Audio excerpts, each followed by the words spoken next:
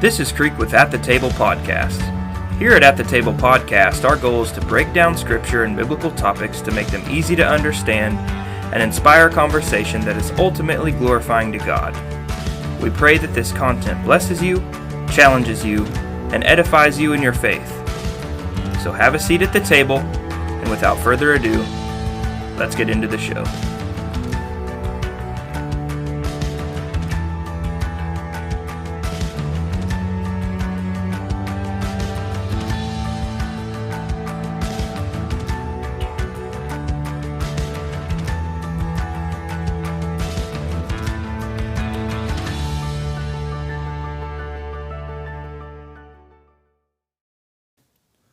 Good evening and welcome to another episode at the Table Podcast. At the Table Podcast, baby. I'm here with my two wonderful co-hosts, as always. Emphasis on wonderful. Yeah, emphasis on wonderful. One in flesh and the other in spirit and in radio waves. Creek. Hey, I call the John. one in spirit. Creek's the carnal one. I'm the one in spirit. Golly. Man. I always get the carnal one. I think actually the fact that I made that joke actually makes me the carnal one. Yeah, I think it pretty much does. So, John is on a business trip for his wife's business. Shout out to G16 Leather Company. Leather, yeah. Dalton, give us a little bit. Tell us a little bit about that. Tell us a little bit about your wife's company, and then give it like a little shout out on the show. But also, what you're doing, what you're up to. Cool. Well, also just a friendly reminder to all the podcast listeners: Dalton is John. Trady calls me by my middle name a lot. A lot of people do. Anyway, we're at this. It's called a homesteading expo. So they're doing like. Trey, you would actually really get down with this. Oh, I bet you I would. It sounds like my flavor. Well, I mean, they've got like professionals coming in, like giving demonstrations on how to clean and cook animals, various kinds, whether it be, deer, various kinds of livestock and all that. I think some of them do like classes over like preservatives, and a ton of people that do like local farms. They try to form like some kind of organization where everybody buys. Instead of buying meat from Walmart, they buy meat from the farmers and stuff too.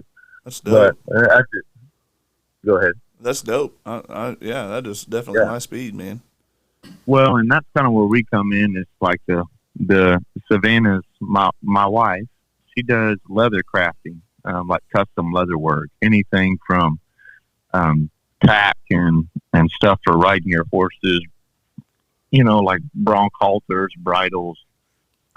To gun holsters and custom-made tooled leather knife blocks and just all kinds of fancy little punchy stuff. Of course, hats, as I sport my At the Table podcast hat that she made for me. We'll be working on getting some more of those done. Yeah, those are dope. Yeah, dude, they're sick. Absolutely sick. So we're up here at that, and it's like a 2-day thing. You make a bunch of items, you set up, and you try to sell them or spread the word about your custom stuff. And, there's food trucks and all kinds of things up. Actually, a cool experience on that note while we have a few minutes of time in banter. Shout out to our new friends, Josh, and I can't remember his dad's name. Please forgive me, sir. But they are from the Farm to Table Direct Show. They're a podcast, but mainly a YouTube channel. I think they've only got like 5 or 6 podcasts uploaded to their Spotify channel. The majority of what they do is the YouTube thing with the filming. We actually got to talk with them. They're brothers in Christ, and they interviewed us on G16 and on At the Table Podcast too. So, that's dope. There's that. Yeah, cool. Man, that's awesome. Just to tell the audience too, maybe we can get a link to like a page for G16 and put that in the show notes, because you guys will definitely be blown away by what you see.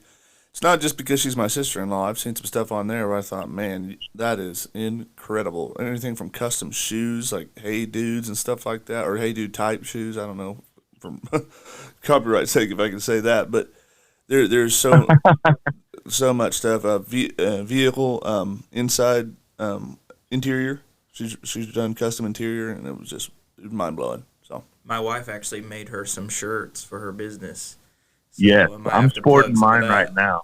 That's dope, dude. Shout her out for that. I saw the shirts. Dalton showed me at the restaurant before he left. They are dope. I like the color and everything. So freaking sick, man. Especially this gray one, no doubt. I know this is gonna make me sound like a slob. I'm just gonna do it anyway. This is the second day in a row I've worn this T-shirt. I didn't even wash it. It is so comfortable. I mean, he's okay with looking like a slob. Well, I mean, the T-shirt doesn't look slobby. That might be a slobby thing of me to do, but yeah. Creek's wife Morgan is incredibly talented with design, and I don't know how much input you had on that, Creek, but if you did have some, then praise God for you, brother. Virtually none. She did it all. I was just saying, she did good. Don't lie on there. I designed it. I made it. I did everything. Yeah.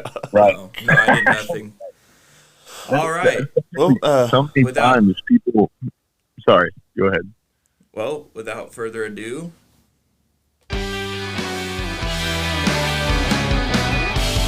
Introducing our special guest, Uncle Marlyn! Uncle Marlyn. Uncle Marlyn, our special guest, please tell us a little bit about yourself. Okay. Well, my name is Marlyn. Like the fish, the baseball teams. I tell everybody that because it's got a unique spelling. It's Marlyn, and so people read it and just assume it's Maryland. So, man, I was going to ask you that immediately after you spelled it. I was like, "You mean Maryland? Like Monroe?" That's what I tell my mom was that it's kind of like that old song, "A Boy Named Sue." I think she did that to maybe try to toughen me up. Man, but did it work? No. I don't know, guys. I'm looking at him. He's like 6'4" and 300 pounds, jacked. Well, now see. Well, and he's got blue eyes. Yep. For the purposes of this podcast, we could be interviewing an F. Well, I think it's the other way around. I mean, I'm the smallest guy here. You guys, I think this is the layer of the Nephilim here. Oh, man. So. Why can't we afford air conditioning? Trey has a redheaded daughter, so my money's for on real, him. bro. He's the Neph. My wife has different colored eyes. That's the most Neffy trait you could have. My wife's Native American, so I'm good. Yeah, you're good. Yep, yeah. You're good. I'm not gonna dispute that. So anyhow, I was born in Grants, New Mexico. My dad worked construction, so I traveled around quite a bit. Lived in 3 or 4 different places in New Mexico. When I was younger, we moved to Arkansas, where my mom's family is, and still quite a few cousins there. Then we moved to Moab, Utah. So see, I'm biblical. I'm from Moab. Yeah. Dude, you're a Nephilim from Moab? What the heck? Oh, what was that clan that they fought? Was it the Avim? I don't know. You're the expert. I get the Zamzumim, one of the two. Daggum. You're not a Nephilim. You just placed them. Let's go. That's right. That's right. But we moved there when I was 11 years old, and I graduated high school there. Met my wife and got married there. She grew up there. I became a Christian when I was like 18 years old, out of high school. I graduated when I was 17, just the way my birthday was. So, yeah, kind of typical. I partied and did all that. And then actually I had a friend got in a fatal car wreck, and that's kind of what triggered everything for me to seek God. And I did that, turned my life over to God, and then we got married. I started raising a family. I was 19 when I got married. My wife was 16. She actually finished her junior and senior year when we were married. And a funny story, I had a friend and her friend too. And for the senior prom, they always have seniors, dance with seniors, one dance and thing. And so he comes knocking on the door and goes, "Can I take your wife to the prom?" No way. I said no. Hey, yeah. Isildur! Yeah. Throw it in the fire! No. Man.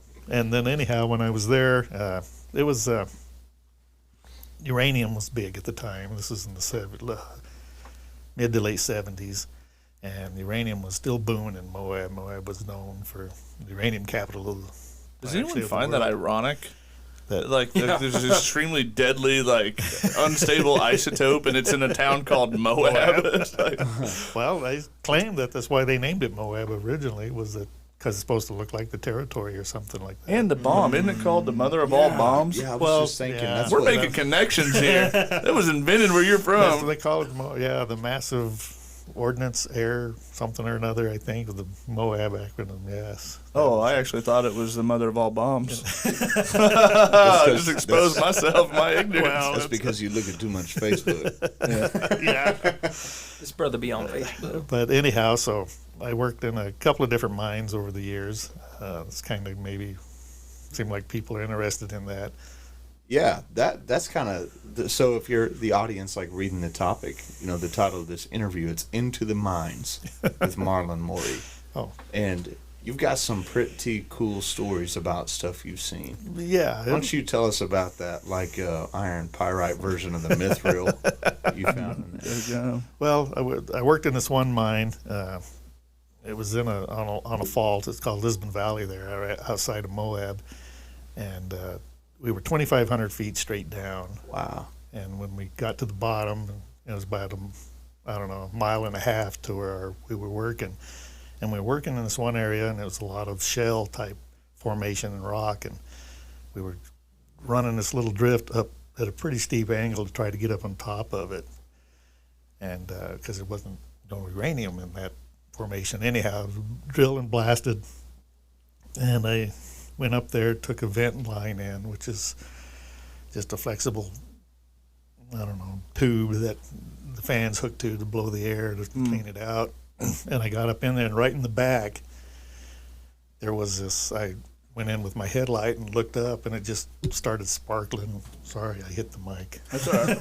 That's all right. I can't talk without moving My my hands like Donald Trump.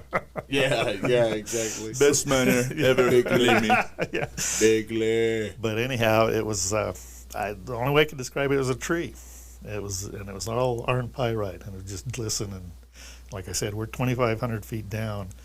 So is pyrite, is that like Fool's gold? Yes. So it was gold colored? Yes, that's why I say it was just, Oh when my the lights would hit it, gosh. it would just sparkle and shine and all over and look.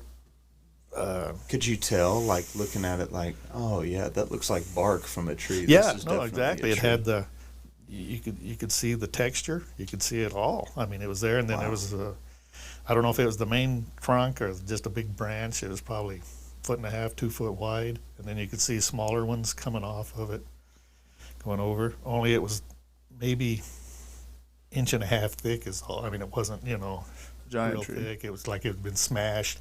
Yeah. That And, sounds so beautiful. Oh, it was. It was amazing and totally unexpected. I mean, word started spreading and people started coming to see it. But once the air started hitting it, the shell was the same way. It was there maybe 2 hours, and then it just started flaking off and destroyed. And of course, nobody had What year was this? cameras, cell phones. This would have been, I don't remember when did I work there. The late 70s, probably 79, Oh, somewhere in yeah. there. So it'd have been a blurry picture anyway. Yeah, it was a long time. Well, you wouldn't, because we used electronic caps, blasting caps. So anything like that would have been illegal in the mine. Oh, yeah. I didn't even think about that. Kaboom. Yeah, I mean, they were pretty safe. It wasn't like I think it would set it off. But anyhow, it was truly amazing. I mean, I was just blown away. I was the first one to see it, and then told some other people, and word just started spreading. Even other areas in the mine, we had different what areas we were working, and everybody started coming, the big bosses, to see it. But like I said, it didn't last. There's so many questions. Actually, I think some of the geologists did, I think, take some pictures of it. And I'm going to have to try to do some research and find something. Somebody somewhere Yeah, has to have something. published something. They worked a lot. I know the guys, the geologists that we worked with there, they worked a lot with the University of Utah. Oh. And a lot of the stuff, because there was another incident. It wasn't like that and something to see, but we would run these drifts 2 drifts, 7 by 9 foot, and we'd go, side by side down, and about 35 feet apart, we'd go at the end of the ore body and then cut, hook them together, blast them together, and then come back pulling the pillars out, and it's supposed to cave behind us. Well, we were doing one.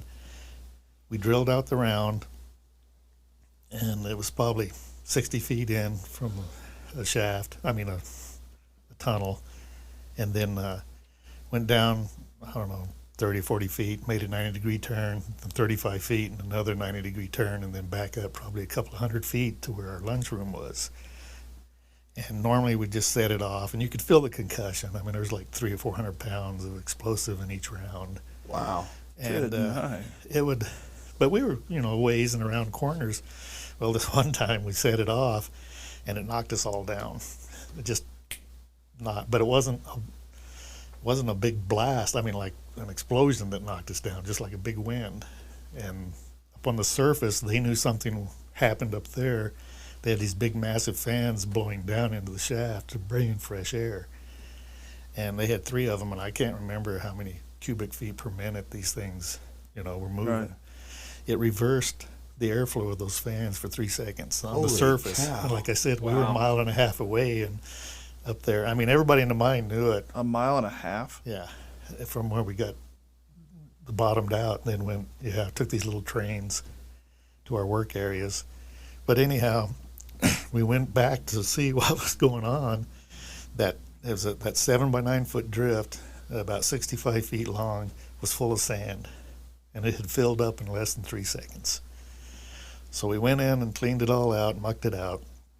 Went in there, and there was a hole near the bottom of the floor, probably about 6 inches in diameter, and all that sand came out of there and filled that tunnel up in less than 3 seconds. 3 seconds. 3 seconds. And that's what, and then everybody was kind of scared, because it's like, well, what if we'd have drilled that with our normal little drills, So I know a little bit about like formations, being in the oil field, and kind of, just a little bit about like drilling and stuff, but like, so how do you, maybe it's because it's in Moab, Utah, but how do you avoid water? We didn't. This mine, they were pumping, 10,000 gallons a minute out of the mine.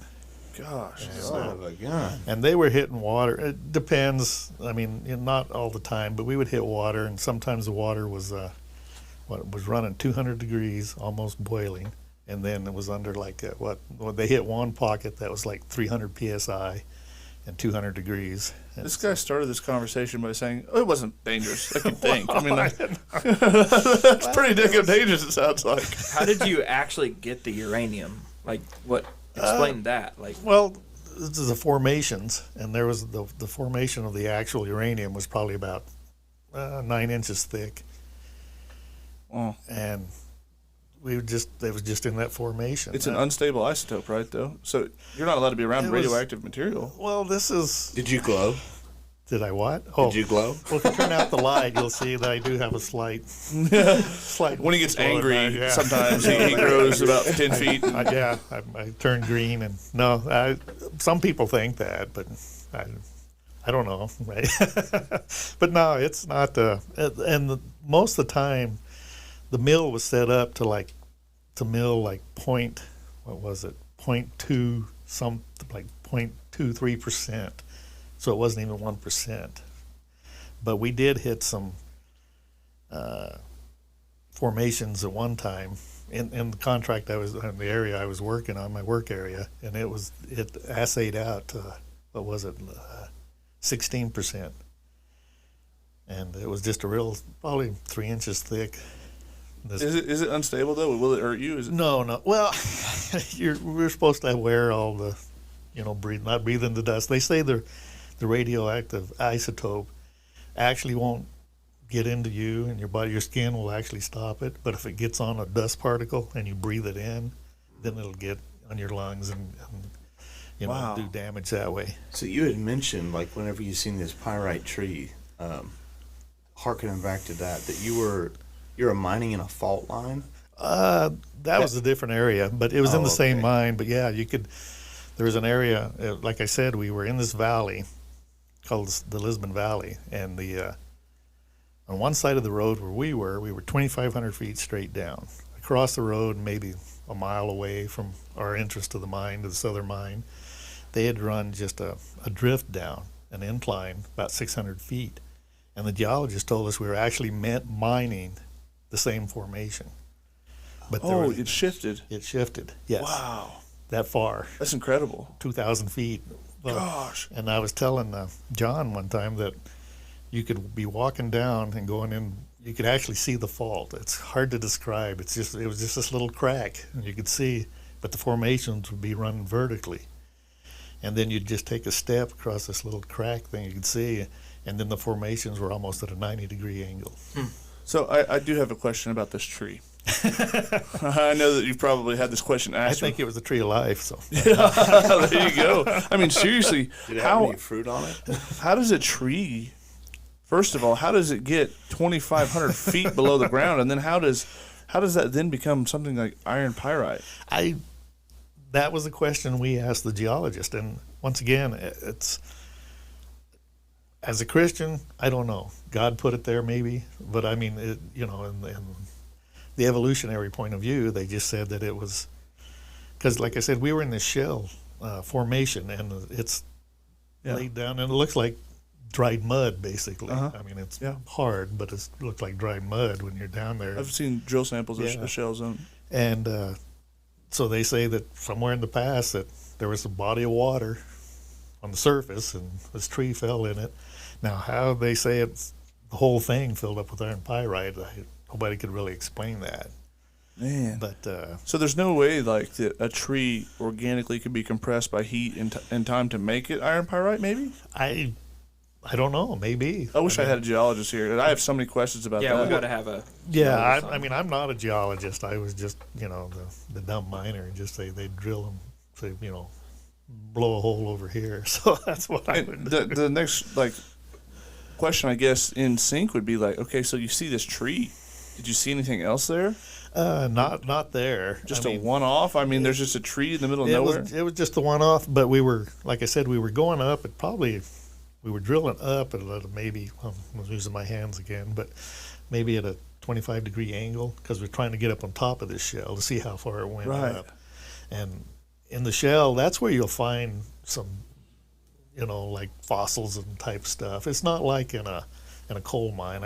I had friends worked in coal mines, and they were always running across something there. But in the shell, there's still that opportunity to find something.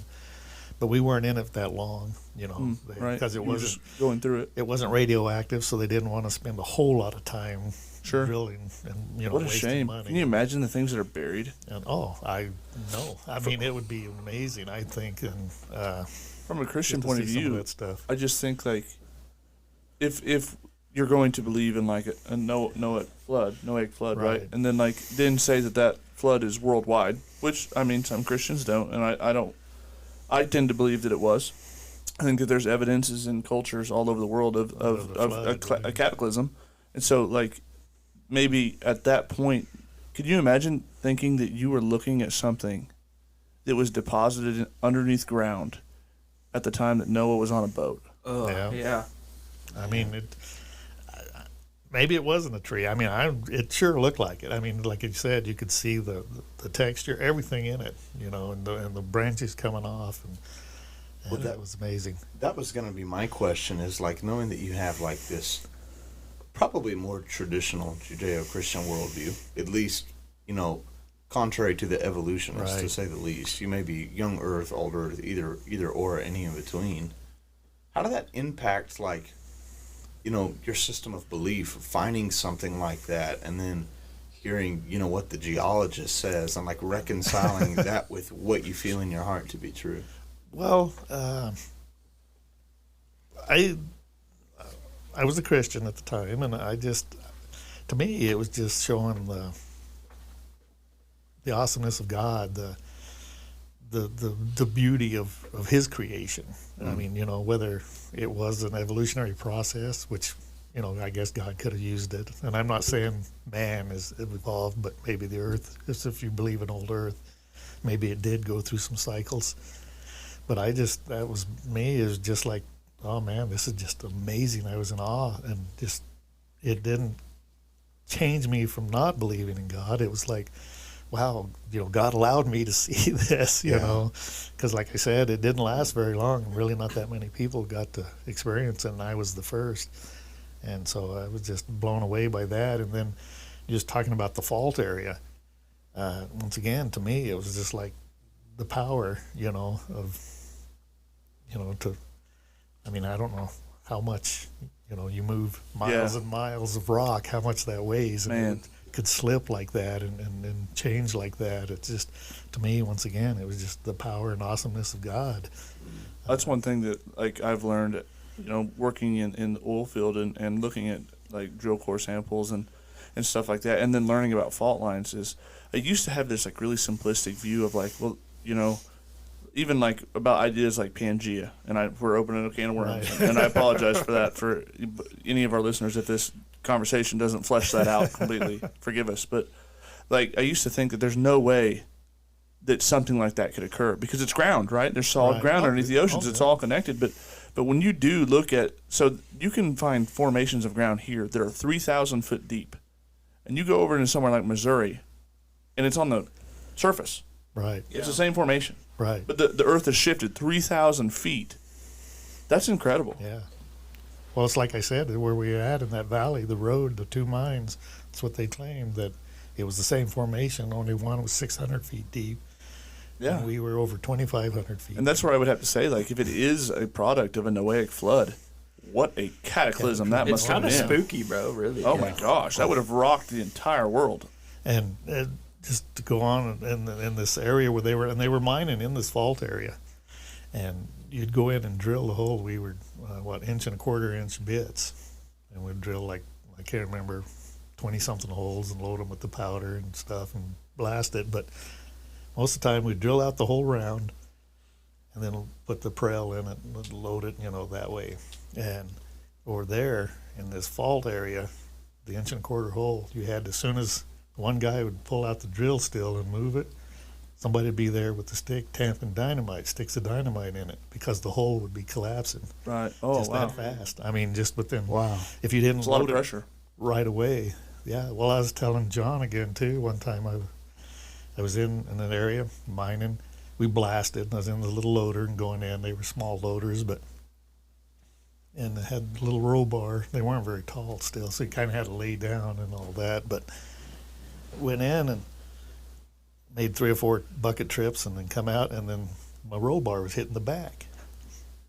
And I told my boss, and I said, it's coming down. And he said, oh, nah. He said, it's the bottom's coming up. It was a softer formation, and the weight was coming down on the sides, and it would push it up. Whoops, sorry, did it again. It's okay. So it was pushing it up. Yeah. That's incredible. I actually have seen that too, only it was surface level material where popped a casing leak in 10 feet of ground, just lifts up 8 inches from water just being dispersed into the formation down below the earth. It was wild. Kind of freaky. It is. I can imagine it being, how far underground were you? 2,500 feet. Oh, I'd want to die. And it was... For real, dude. It was a trip going down. I mean, we would get in what they call the man lift, and it was computer controlled and everything. I mean, they always gave us these tours to make us feel at peace about it, because you'd take off and it was slow, and then you feel it go faster, and then a second time we go faster, and then a third time go faster. The middle 1,000 feet we were free falling, but it did it in increments. It just didn't just drop you, so you didn't really feel it, and then. Could you see? No. Oh, it was pitch black. It was it was just, and we all had our headlights on, helmet lights, but it was metal cased around us, but it would drop, and then it would catch just slowly and then slow down, and then, we'd get out. And then it had these, just the story sideline, had emergency stops on it.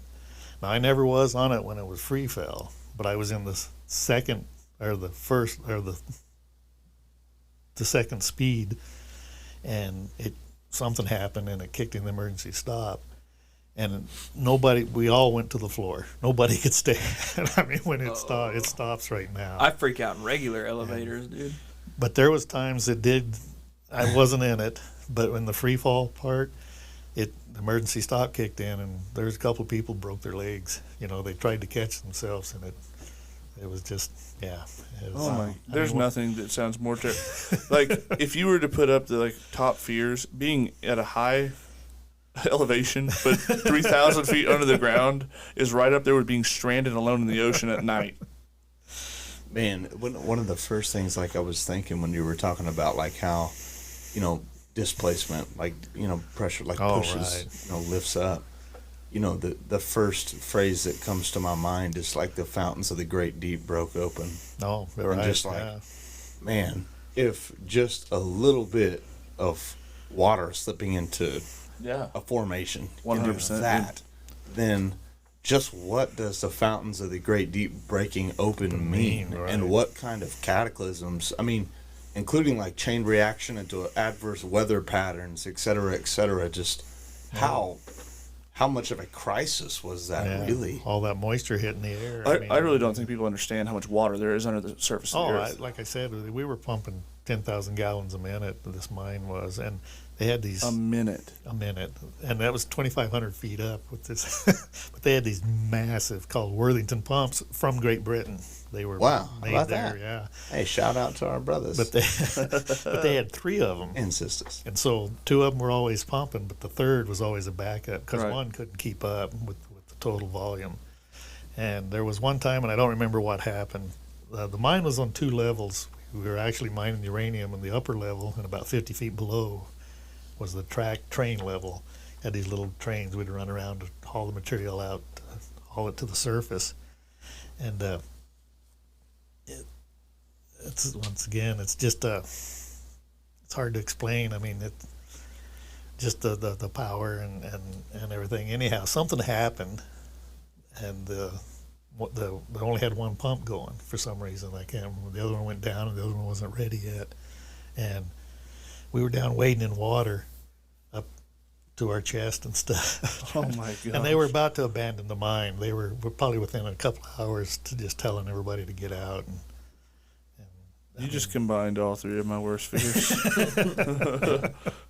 Only if there's a shark in there. Yeah. It wouldn't matter if there was or not, dude. In my mind, there is a shark in there. Yeah. Well, you wouldn't want to drink the water. It was pretty salty. It was a lot of sulfur or whatever it is. Anyhow, and it had smelled like rotten eggs and all that. Yeah, gosh. It wasn't clean water that you'd want to drink.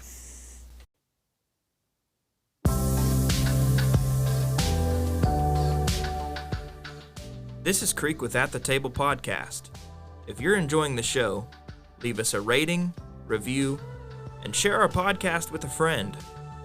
If you'd like to contact us, email us at thetablepodcastmail@gmail.com. Thanks for tuning in. Now let's get back into the show. Yeah, dude. Wow, bro. Sorry, This dude be clowning, bro. I just, I saw you positioned Can't to do do nothing. it. We can't have nothing. have you seen The Emperor's New Groove with Kronk when he's got the good Kronk on one shoulder and the bad Kronk on the other shoulder? That's what it's Are you happening. telling me that you're listening to Satan? And the good one was like, no, he has a point. It'd be funny. Oh man! So they're both on the same team. So getting back to our interview, Marlyn, we were talking about these uranium mines in Moab, right? What do they make out of uranium again? What do they use uranium for? Bombs. Well, bombs, Nuclear but energy. yeah. Actually, what we were told, and most of the stuff that I mined over the years was wasn't being refined into bomb grade. It was more to generate power. Do you have any proof of that? No, I don't. So like I just take a their word on nuclear it. power plant. Right. It was more for energy. Was there a man in a black suit telling you this? Did he have a briefcase? Our Did he big have boss sunglasses? did. Yeah, he's a shill. He's a corporate shill for sure. So, in these mines, what?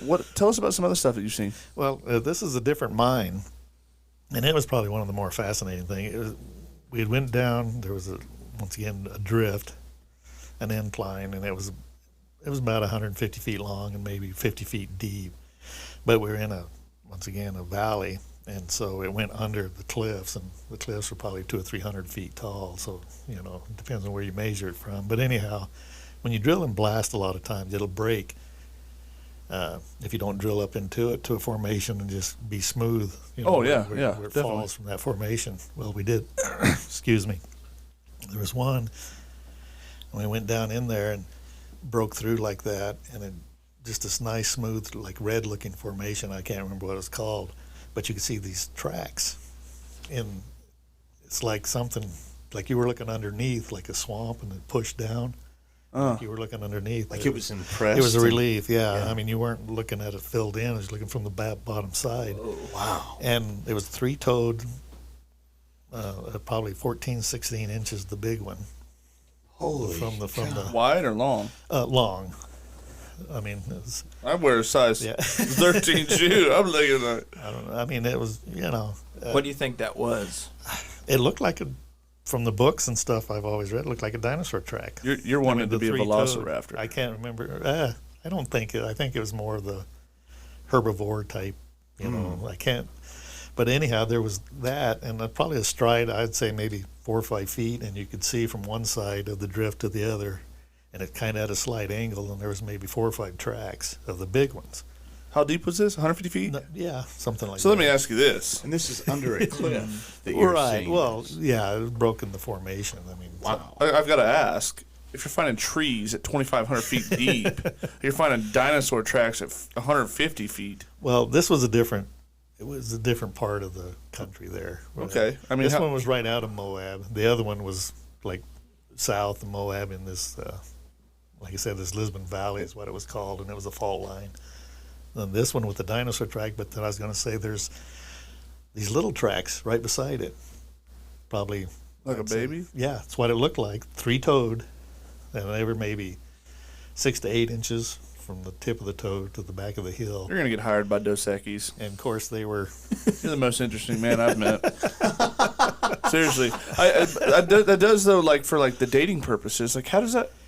I don't know, even regardless of what carbon half-lives say or whatever, if you're looking at a formation that's 150 feet deep and you're finding dinosaur tracks, but you're going to say that those formations are created over millions of years. Right. I mean...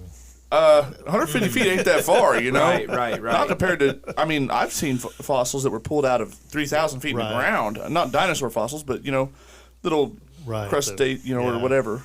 I've seen those, and there's dinosaur tracks all around that area of Moab. I mean, on the surface. Of course, they say it was formed a million years, filled in, and then eroded away. But they're all over there, and that's... I mean, even with that being said, I mean, it didn't erode away everywhere. I mean, so... Well, right. You either had to have a mountain there, and that went away, or, you've got dinosaur tracks relatively close to the surface of the earth. Right. Mm-hmm. Well, there were some, like I said, around Moab. You can go see them. I mean, they're right on the surface. Of course, they say either it eroded away or tectonic movement or something pushed it up, and, I mean, it's... Interesting. I find that fascinating. Oh, it is. It do they find a lot of like fossils there, like dinosaur fossils? Yeah, actually. Once again, mainly on the surface. There's areas there that fossil hunters go. I mean, come from all over and look. And it's the shells, and actually got some pretty big dinosaur bones. But most of them, I mean, they had to maybe excavate a little bit, but it was just right near the surface type thing. But that whole country, Moab, Grand Junction, where I lived for Colorado, lived for a while, that whole area, there's dinosaur track. Actually, the first, I think, the Tyrannosaurus Rex, the full or almost a full skeleton that's in, I think, Chicago Museum of Natural History, came out by Grand Junction there. They excavated it in the early 1900s. Wow. So you were talking about this area, and the audience doesn't know what you were talking about at the half, but you were showing us some pictures. Oh, right. So can you kind of describe? They were. I don't want to call them cave drawings, but you explain what was going on. Well, it wasn't a cave, but it was on a rock face, a cliff, and there's 2 different types there, usually around Moab area. There's the get this right, pectoglyphs, where they actually Etched pick them it in. Yeah, and then there's the petroglyphs, which is like kind of like some kind of paint. The ones I showed you, most of them were like the painted on kind. And then there's some others that to me that almost looks like circuit boards with it, picked in. And Now you're going to end up on Ancient Aliens. well, Yeah. I mean, Zachariah Sitchin just heard that, and his does funky look hair is kinda coming like looking it. for you. I mean, different people interpret different, but yeah, the ones pictures I've shown you, it's in Sago Canyon, and you can look it up on the internet. They're world famous. Yeah, I can only imagine. Just because of the way, and they actually, you look in Australia and some of the old ones there, they look almost identical to some of those. So, which is bizarre, and all around Moab once again, and in that area. Moab seems to be a place where a lot of strange things are. Is there any, just out of curiosity, especially seeing the pictures of those petroglyphs, is it a popular place to have UFO sightings? Once again, depends on who you talk to, but yeah, I mean, I've talked to a lot of people claim to have seen some bizarre lights, and I don't know if, we were talking a little bit earlier of the Skinwalker Ranch, and Moab is south of the Skinwalker Ranch, maybe 150 miles or something, but that whole area is, it's... So now we're kind of getting into where I want to go. Well, we'll have to link the image somehow. We'll have to figure out how to link the image, but describe what that image was. And we'll let the audience determine what they think it is, but... And it you don't get the size on the picture. It's actually bigger than life size. It's probably 6-7 foot. The some of them different. Or maybe it was. Well, maybe it was, but I mean, you got to be there to really see it. But you, like I said, go online in the Sago Canyon, and the big one with the really weird looking. They got and I can't remember what they call him. I won't see him. I mean, but they have. Oh, he's a him. Yeah. Well, we know for a fact. So, for the audience, and we'll do our best to get some sort of a link to some images so you guys can see this in person, or through Googling the Sago Canyon. Sago Canyon. Sago Canyon. Yeah. So these images, they look like humanoids. They do. They're definitely humanoids. They're bipedal, 2 arms, but they've got these huge heads. It looks and like big helmets. eyes. Yeah. Huge eyes and almost like horns. Yeah. Oh, a lot of them do. Or antenna. I mean, it depends on which way you want to go. But, right. They look exactly like what people describe seeing as grays. It does. As an alien. alien. Like they have the Alien big, grays. Yeah. They look exactly like it. Red. Yeah. And I don't have pictures. When I was a kid growing up there, I mean, we used to hike all over everywhere. And this was before I was a Christian, and I was kind of an oddball, nerdy kid. And when Chariots of the Gods first came out, the book and the movie, and I could show you petroglyphs all over that area that looks like astronauts. Now, whether it really was, the thought was planted or whatever, I don't know. But I've seen some of the stuff on Ancient Aliens, and I'm not an Ancient Alien guy. Well, not in the same way they are. I think they're missing a vital piece of the paradigm. But I do see things on there. I'm like, that looks like a ship. Yeah. I mean, that looks like somebody sitting in a controlled space, and I find that fascinating. And the fact that, coupled with, Skinwalker Ranch, and you said that there's uranium formations all around this area. You've got UFO sightings. You've got these, what'd you say, petroglyphs? Well, there's the petroglyphs. I try to get the pronunciation right. And there's petroglyphs and Pictoglyphs. Yeah, there's 2 different ones. Well, like I said, one is Either kind way, of painted these on. drawings or etchings, whichever one, and they look like aliens. And so I have to say, could it be possible that whatever these entities are, I'm going to go ahead from my paradigm and say, and we've cracked a little bit into this, but when Christians talk about aliens, a lot of times people get real standoffish, Right. Yeah. because their paradigm, Defensive. their worldview can't handle it, right? Because there's no other. But I would argue, and maybe Marlyn, you could agree. You could tell me, whether I'm off base or not. I would argue that a biblical worldview, it assumes extraterrestrial life, Right. life other than what is on this earth. Right. If not, you're going to have to throw out angels and God and literally everything else other than people. Exactly. I heard a minister one time, and he was doing a, question and answer type thing after his sermon or whatever, and somebody asked about that. About this was a long time ago, like I said, in the early or mid '70s, and they were asking about Chariots of the Gods and the movie and the book, and Eric Von Däniken and all that, and somebody asked him about that, about the aliens and stuff, and he goes, "If you're here asking me, is there some kind of intelligent being out in the universe somewhere that and is big and powerful and probably smarter than us and came to Earth?" He goes, "Yeah." He goes, "That's in the Bible." Man, so, hot take there.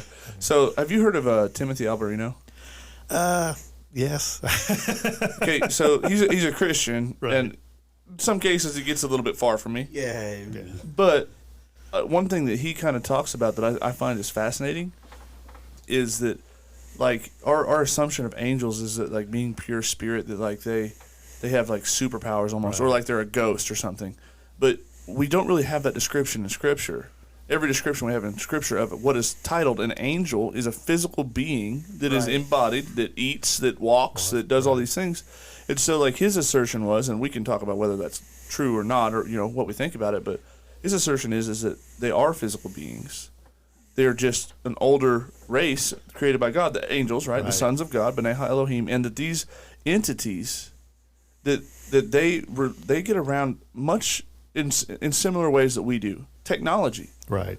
and that goes into the whole Enoch story where it's like technology traded in whatever. But if that's the case, I find it fascinating that you're in these uranium mines, and all around this area you have these what seemingly is visitations of some sort by this extraterrestrial, or what looks to be. I mean, Right. everybody I'm sure here knows about Skinwalker Ranch, right? I mean, it's legendary for Right. its paranormal stuff. But if it is all linked to that, and if we have to say, like, from a biblical worldview, where do we fit this in? Right. I would say it would have to be there. Oh, I would too. I mean, I definitely think so.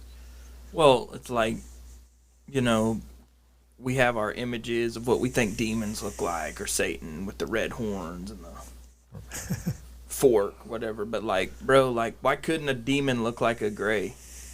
That's all I'm saying, bro. Right. Or worse, man, what if Satan looks like a man? Right. An angel of light, per se. Yeah, I mean, wouldn't that be nuts? Yeah. Well, and That's biblical. I think, like you were saying, I mean, we read in the Old Testament some of the descriptions of some of the angels or cherubim and seraphim. They're pretty bizarre. They're wild looking. Yeah. So maybe, I mean, we're the people who put these on the cliffs and whatever. Were they, did they take peyote, or did they have a vision, or did they actually see something? I mean, Maybe both. Maybe both, right? Like in a day of, like, modern, like, ayahuasca trips. Oh, like, yeah. These people from all over the world see the same entities. Right, and that's what gets me about ayahuasca. The thing, it's not. I mean, when I was a kid, there's LSD and stuff, and people would have with these weird. Not that I took it, but I mean, I had friends who did. But it was always different. They didn't have. But the ayahuasca, they see eerie. the exact same thing. It seems like everything I've read and heard about it, and Sounds a lot like witchcraft to me. Yeah, well, that's a Pharmakia. that's a far point. It's Right. you're accessing a world in a way that God did not prescribe. Right. All through the Bible, you have places where it talks about seers and the witch of Right. Endor, and you have these little tidbits in Scripture that never really get talked about. But I think that they do have anchor points to life and experience, like now even. Douglas Wilson quote. He said, like, believers access the supernatural realm righteously, and everyone else accesses it unrighteously. Yeah, Like, there is something there for sure. man. So you also showed us a picture of this, like, rocket thing. yeah. And he took the picture himself, dude. And for our boys at Blurry Creatures, it's a blurry creature. That's what's getting me pumped is the dinosaur tracks, the UFO per se, the drawings. Like, this is all stuff on his phone, dude. Like, there's no question in my mind, bro. Yeah, I don't know the UFO. That was in Grand Junction, Colorado, which is only 100 miles from Moab, and it was over the Grand Mesa, the largest flat top mountain in the world, they say. But I happened to standing out of our porch one day looking up at the mesa close to sundown, and I could see this. It almost looked like, the classic meteor coming in from the movies, lit up, only it was going up. Nice. And I have no idea what it was. It was either a UFO or somebody got raptured. Yeah. I'm hoping it was the first. Yeah. One guy made it. It's like, well, all right. Well, this is just another little aside, but Grand Junction, Colorado, not too far from Grand Junction, is where they detonated the nuclear bomb to try to get natural gas. And went down. I can't remember how many feet down. They drilled down, put a bomb down there, and set Why it does that off. sound like a horrible idea? Well, it produced a lot of gas, and the well's still sure there, and it they did. monitor it, but it's still highly radioactive, from what I understand. And so, It makes and how me- big a hole it made in the ground, who knows? And what did it disturb? And what's in there? Like, Right.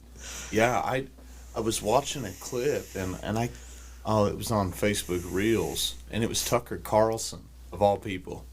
Now you can maybe people will feel the need to say, well, maybe he's just trying to get attention from leaving Fox News, but he seems to be doing pretty well getting any kind of clout he's he fine. wants aside from doing that. But something that he said was that there was a reported, I think he said it was over 100 UFO attacks. So unidentified flying object attacks or encounters against people near like nuclear sites.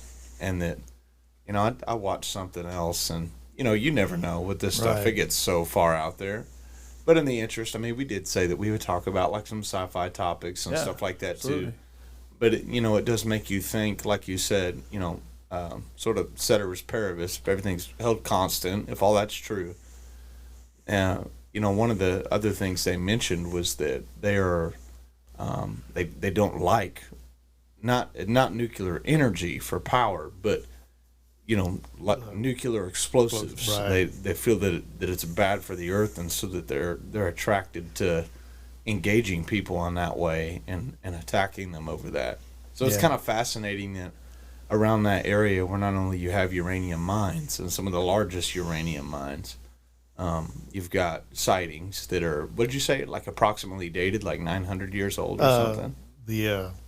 Petroglyphs. Yeah, that's from what I remember. I'm not sure exactly, but yeah, around that time period, Yeah. they called it the Fremont people. And then you've got like, the Skinwalker Ranch up to the north. Yeah. There's like this area that seems to be rich in just weird encounters, but is also rich in history with, at least the substance that's used to harvest for nuclear energy, Right. and then at least one nuclear explosion. That's Now, I never saw.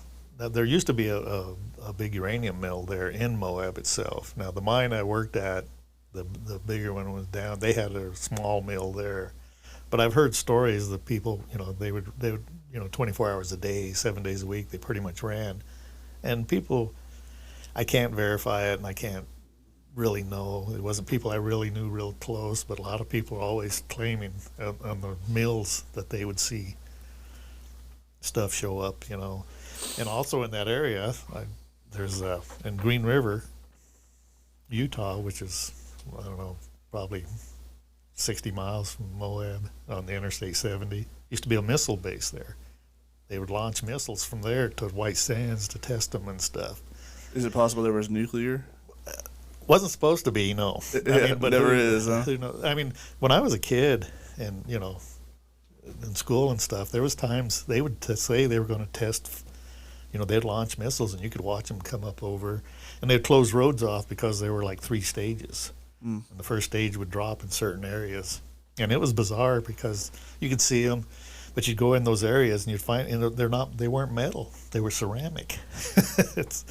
When it would hit and break a piece, you could, have pieces of missile all over. But anyhow, they supposedly abandoned this missile base. But you can drive through there today, and you'll see all these old rundown buildings and collapsing and stuff. But there's one, it's made out of earth, and it's got this fence around, chain link fence, but it's immaculate. The rest of the whole base, It's all overgrown. yeah, and then this one area. I mean, it's abandoned my foot. I don't know what's in there. Yeah, but yeah, they used to, and then they'd have secret launches, and I mean, we were younger. You could see them all the time, and most of the time they would say, and they went down supposedly to White Sands. You know, they were testing new type. We saw one of the first tests of the Sidewinder missiles. You know, that the Army or the Air Force is famous for, and then we saw one time. It was pretty bizarre. I don't know what kind of missile it was, but they said they were going to test it. And it was a B-52. I mean, you could barely see it, and it was flying, and you could see it dropped something, just this little black dot, and it fell. I don't know how far, but when it lit, it was like the sun. I mean, it just yeah. I heard Japanese people describe the same thing, and it took off. But I mean, it dropped a long, long away, and then, but I mean. It's just a little dot, and all of a sudden it just lit up the sky. So I don't know. I wonder if, tell me this, do you think it's possible that if we're going to assume a paradigm where there's, you know, we'll just call them extraterrestrial. Right. We, from a biblical paradigm, we kind of have a understanding of what that is. It's not, you know, some weird creation from some other planet. I mean, maybe it is, I don't know. But do you think it's possible that, being that a lot of this does have to do with uranium and potential radioactive, material, could they not all be bad? Like maybe there's some angels that are like seeing some stuff going on and like, hey, no. Well, yeah. I mean, I don't know. I mean, it could be, yeah. But it's like you said, it's just this area is kind of unique. It had the uranium, and I've heard this and I've read it that a lot of people speculate that a lot of military bases, like I said, this Green River Missile Base, but or around areas where there was some kind of supernatural or paranatural or something going on, and they would build bases, you know, in that area. Yeah. And here, you know, like I said, Skinwalker Ranch is not that far away. You always hear stories and all these weird petroglyphs and stuff, you know. And it clicks into what Dalton was talking about, like the Tucker Carlson thing. Like you said they were attacks, but I don't believe they've been actual attacks. They've been disarmed. Like these UFOs, they'll fly over these like naval, you know, nuke subs and just disarm them. Yeah. And so I often wonder, like, when we deal with the paradigm that is ufology, like this huge deal that's happened since the 40s. I mean, whatever Roswell was, obviously 47, I think. You know, really not born yet, but neither was my father. But that being said, like, I wonder if like what we're seeing, and maybe it has to do with the eschaton, with the end of the age, right? But like this is ramping up, and maybe we're seeing both sides. You know what I mean? Yeah, no, I can understand that point of view. Yeah, I mean, like you say, there's things happening and have been there, you know, in Moab, but it does seem to be ramping up. The sightings, the supernatural experiences, you know, but you know, once again, that whole area, it's and nothing against, you know, Native Americans, but there's always been stories of bizarre things in that area. You know, I mean, from hundreds of years ago, even, you know, ceremonies. Right. I read about the Indian Wars at the Skinwalker Ranch thing or whatever, they cursed him. Yeah. The Skinwalker. Right.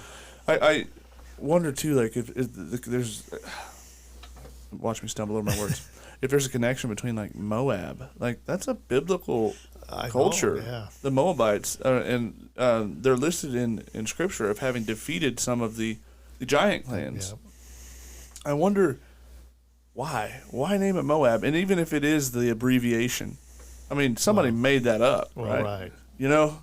Well, the story, you know, when I moved there, and that was you know, is a lot of Mormons in that area, and settled it originally, is what the story goes, and they said that it looks like the land of Moab in the Middle East, you know, in the Transjordan area. Apparently it doesn't just look like it. Apparently there's got some other stuff going on too, you know. Well, yeah, I mean, that whole area, like I said, it's just bizarre. I mean, I've always heard stories. I haven't seen that much really. And I was telling you or John the other day about the mastodon or the elephant carving in the rock too. And last time I knew, nobody really knew how they knew what an elephant or a mastodon was. I mean, some people say, oh, it's an elephant that a circus came by in the early 1900s or maybe late 1890s or something. And what, they drew the mastodon but not the train? Well, they said that it For was, real. I mean, an elephant. Some people call it but you could look at it, and it did kind of like have the hump of the mastodon, the trunk. But over the years, this is when I first moved there, you could really see it, but people have taken shots at it and pretty much destroyed it now. I mean, they do have pictures of it and stuff in the old days, and it does, to me, it looks like a mastodon. I mean, just the way the shape of it is. And Definitely changes. and everything. But yet, it supposedly died out, 12,000 years ago or something. And yet, if it is, so either the mastodon survived in the desert, or it's older than they think, or people maybe passed down legends or stories. Who Somebody's wrong. knows? Yeah, I mean, would be my guess. Man, I find that fascinating, especially I find it, one, like the human history is changing, and from a scientific worldview, they're bringing it closer and closer and closer. It used to be way out there, some primitive Neanderthal or whatever, but they're bringing it closer and closer and closer. And even now, like, secular scientists will almost unanimously agree that about 11,000 years ago, there was a cataclysmic event that changed the entire world. Right. And a lot of people from a biblical worldview, they love that 7,000 number. And to be fair, love that 7,000. I understand why. I mean, I get why. But I also don't know, I don't know that I could cement on that. Right. I tend to kind of believe somewhere. I do believe in a young Earth, and I know that you have suspicions that it could be an older, Earth with a young human history. That's I lean that way. Yes. And I'm not gonna lie, I've seen things that kind of. One thing that I've wondered is, and you've got family in the oil field too, but it's like the amount of oil we pull out of the ground. There is no explanation for how that much oil got underneath the ground. Right. There's no way that there's ever been enough life on this planet to equal that amount of oil. Right. It's just not possible. I mean, we're exporting in our nation 12 million barrels a day. That's insane. Yeah. Well, I read a book a while back. Anyhow, I think it said that worldwide, and then this book was written, I think, in the 80s, late 80s, early 90s, and it's called 1,000 Barrels a Second. That's what the Earth was, that they were producing, and this was 20, 30 years ago. So before West Texas directional drilling. Well, fracking and even and all that. Man. But 1,000 barrels a second. It's kind of like snow in a 5-gallon bucket when you're talking about like how much life it takes to make oil. You can fill up a bucket up with oil, and then when you let it melt, you get like half an inch of water. It's kind of similar. So I don't know. I mean, that's what they say. I have my brother is a geophysicist, and he's tries to explain it all, and I can't. I mean, he goes, well, it's not dinosaurs, but it supposedly is some kind of organic matter, the plants that broke down and all that. But how much, how many trees would that take to make a gallon of oil? Yeah. And for our listeners, like in our Genesis episodes, when we talked about the creation, I believe it was our second episode. I was after our introductory episode. We talked about the creation narrative, and when it says in the beginning that God created the heavens and the earth, and it says that the earth, in the King James, which is how most people are used to reading it, it says the earth was without form and void. But if you take the Hebrew, it does not say it's not the best translation that could be. The best translation, I believe, is wild and waste. Mm-hmm. That gives a much different connotation. When you think of formless and void, you think of a dark blob. But wild and waste just seems chaotic, like chaos waters, or whatever it was. That's kind of the picture that we're given in Genesis, right? Is that there was the chaos waters were everywhere, and that God, stretched the land out or whatever, and caused the waters to recede. And so it kind of gets into like accommodating, some level of science. I have a distrust for, anybody whose goal is to persuade people that God doesn't exist. That's right. But I just find that fascinating. I don't know if if you're familiar with, and I'm trying to remember the exact title.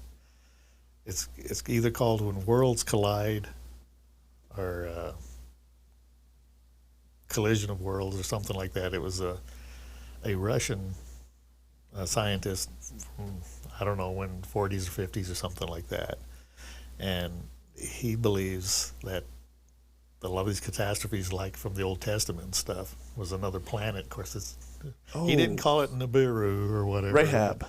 But he said that it came by and disrupted the earth and threw it off its axis and everything, and that he says this is where we get a lot of he believed, the biblical, the Exodus, that a lot of these plagues and the water turning to blood. He says it was, a bunch of material all of a sudden, flooded into the rivers and everything. I don't follow it to a T, but I do know what you're talking about. And basically, they use the word from the Old Testament.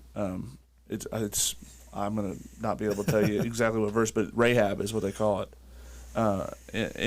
Basically that this planet makes cycles, right? And it's a destroyed planet, but the remnants make cycles in our solar system, right. And then every so often it'll come through, and when it does, there's these cataclysmic events, and accommodating that, even if that's true, you still have to have a sovereign God to put all of these things in order, right. And to hold them there, and the timing, right? I mean, how would these things happen? I mean, that, just as Moses is leading the Israelis out of Egypt, all this stuff happens, that would be pretty miraculous in itself. Of course, like a lot of this episode, we kind of end up in a lot of, speculation, right? I mean, conjecture. Right. And I think that's fine to do as long as you're willing to say that's what it is. Right. Well, yeah. And, most of these thoughts, things like that are my own thoughts. I mean, I can't say thus saith the Lord. But just getting back to that area, it's, that it's for hundreds of years, if not thousands, there's always been bizarre things, bizarre. I don't know if you've ever heard about it, and I haven't seen it, and I would love to go see it, but they won't say where it is. It's somewhere in the Canyonlands area in southern Utah, and they call it the Great American Man.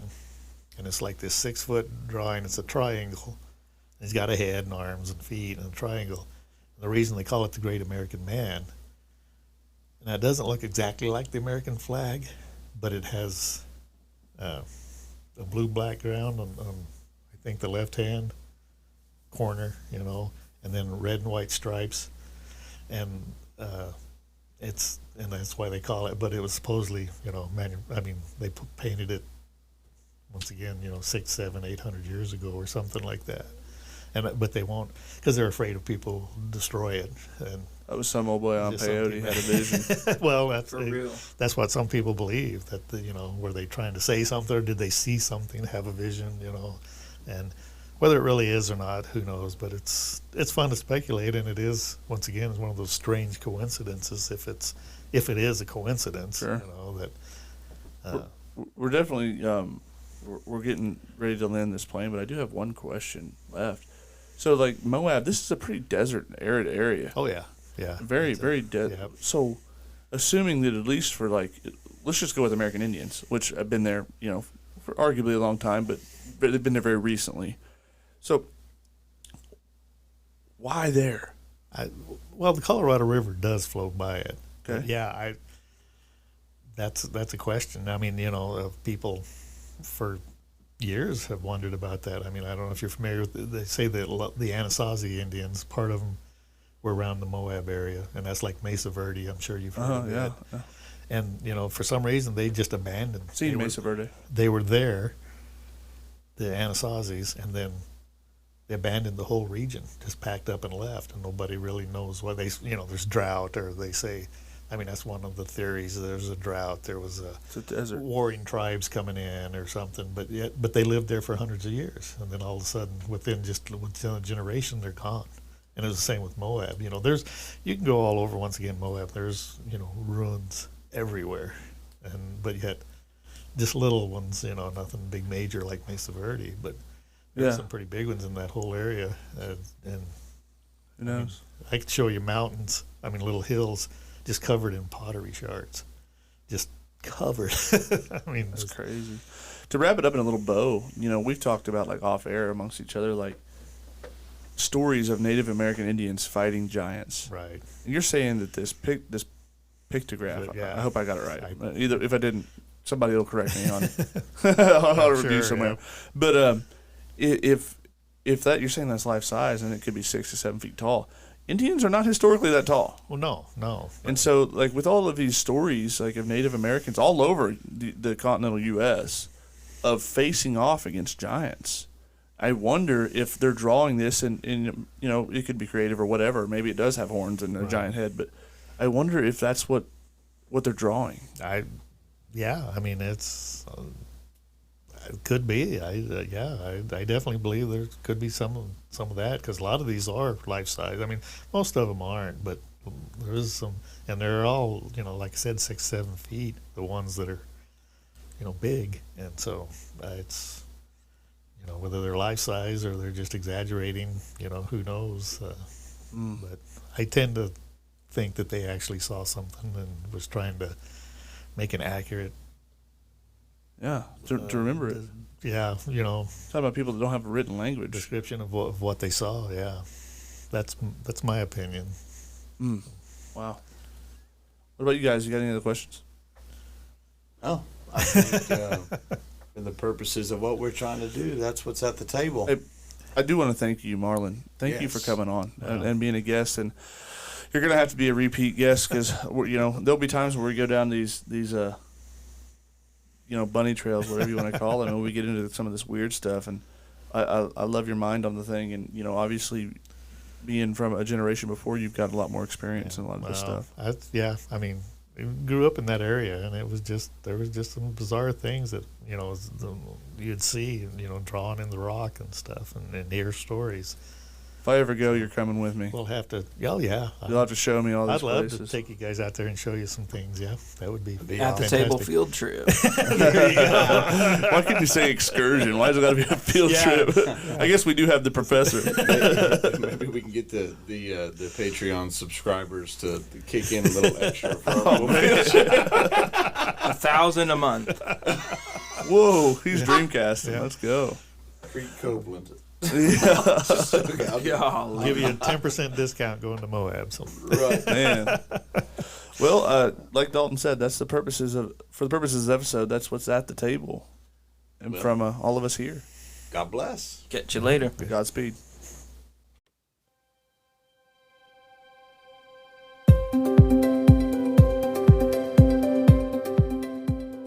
Thank you for joining us for another episode of At the Table Podcast. We hope it blessed you and taught you something. And if you enjoyed, leave us a good rating and like us on Facebook. And from all three of us, until next time, thank you and God bless.